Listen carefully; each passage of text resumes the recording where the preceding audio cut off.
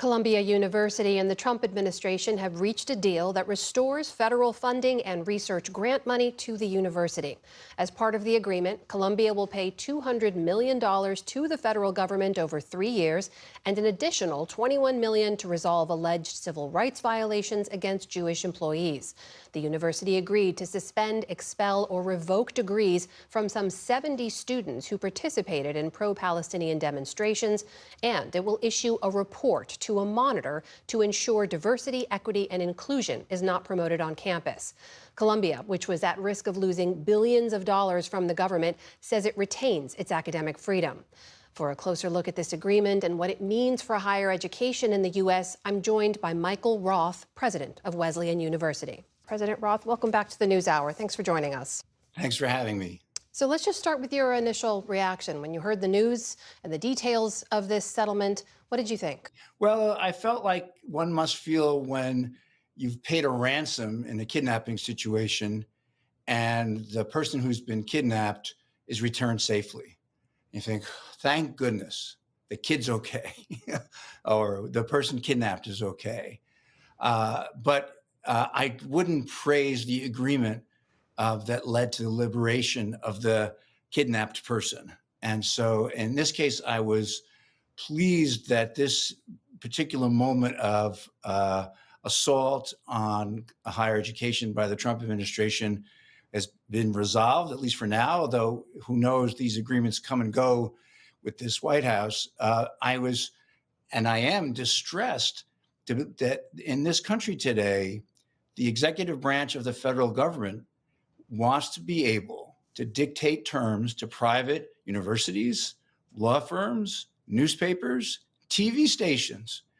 And so all of these things are evidence that the current administration is trying to erode support for institutions in civil society. Let me put to you, if I may, what the acting president of Columbia University, Claire Shipman, said in an interview on CNN this morning, defending the terms of the deal. And I think there are a couple of really important things about this agreement from our point of view. One, it doesn't cross the red lines that we laid out. It protects our academic integrity. That was, of course, essential to us. And two, it does reset our relationship with the federal government in terms of research funding. And it's not just money for Columbia. I mean, this is about science. It's about curing cancer, cutting edge, boundary breaking science that actually benefits the country and humanity. President Roth, do you believe that after this deal, Columbia can move forward with full academic freedom, as President Shipman there is saying? And what do you believe the downstream effects of making a deal like this are for other universities? Well, it's very clear that if you annoy the White House in this regime, you could get sucked into a process of litigation or fines that bear no relation to the facts of the matter, but just become a way of expressing loyalty, of conforming to the wishes of the government. We saw it at UVA just a week or two ago. You see it now at George Mason. This is an effort to tell universities, as they've told law firms, as they're telling newspapers, and as they've done with TV stations, telling these organizations, you are not independent. If you contract with the federal government, the government has a right to tell you what to do. This agreement does protect many things at Columbia. And I'm not criticizing them for signing it. I don't criticize the parent for paying a ransom to get their kids back. They're getting their science back.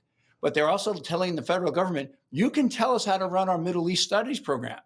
Telling the federal government, you can tell us how many police officers we should have at a minimum on campus, or how students should be disciplined. The White House has determined how students should be disciplined at a private university. This is massive overreach. This is an assault on the independence of civil society in America. And conservatives, liberals, moderates, they should all be concerned when a White House tells you how to run your private association. So you're saying they should be concerned. As you know, Columbia is not the only university that's been targeted by this administration. Harvard, as we've been covering, has actually been fighting the administration in court, but we know there's also settlement talks going on. Do you believe universities and colleges will have no other choice but to make some kind of deal in order to move forward? Well, I do think that when you're dealing with a very, very powerful entity like the federal government, especially when it doesn't obey its own laws. I mean, there are no findings of fact in here about what the specific actions of anti-Semitism were or discrimination against white people. There's no findings of fact there. It's just you give us $221 million and then we'll allow you to compete for grants. I mean, it's a very old-fashioned game. You pay the powerful figure so that you can go along and continue to operate. Now, you operate in a way, of course, that you don't want to annoy that powerful figure or that powerful organization. And it sends a chilling message across America that if you have a late night comedy show, if you have a law firm, if you are working in an educational institution or a library, or as we read today, in a museum like the Smithsonian, if you don't please the president, you are at risk. And again, I don't blame them for trying to make the best of that situation. But as Americans, I'm not worried about Columbia. I'm not worried about Wesleyan. I'm worried about the country, where we are being subject to a White House that thinks it could tell us what to do at every turn. As you know, the administration has long argued that this was about combating anti-Semitism on campus. This was a deal welcomed by Columbia's Hillel Jewish organization. The executive director said in part, the announcement's an important recognition of what Jewish students and families have expressed with increasing urgency. Anti-Semitism at Columbia is real. It has a tangible impact on Jewish students' sense of safety, belonging, and their civil rights. I guess the question, President Roth, is if it makes Jewish students and staff feel safer, did the administration pressure and the deal do what it intended to do? How does paying the government $220 million to do basic science make Jews safer? As a Jew, I find this horrific. I know anti-Semitism is real, and I know it was real and is real at Columbia, as it is in Congress, as it is in most places in the United States. But the idea that you pay off the government in order to get them off your back so you can do cancer research, and that's good for the Jews, I think it's ridiculous. We don't need the White House to tell us anti-Semitism is real. 2 weeks after the Defense Department contracts with Grok, Elon Musk's artificial intelligence entity, after it bepraised Hitler. This is an administration that is not concerned with Jewish welfare.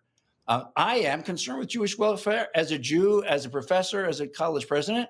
I think it's really important to call out anti-Semitism, but to pay up basically protection money in a way that's supposed to make Jews safer, I think in the long run, it's, as we say in my community, it's not good for the Jews. That is Michael Roth, president of Wesleyan University, joining us tonight. President Roth, thank you for your time. Thank you for having me.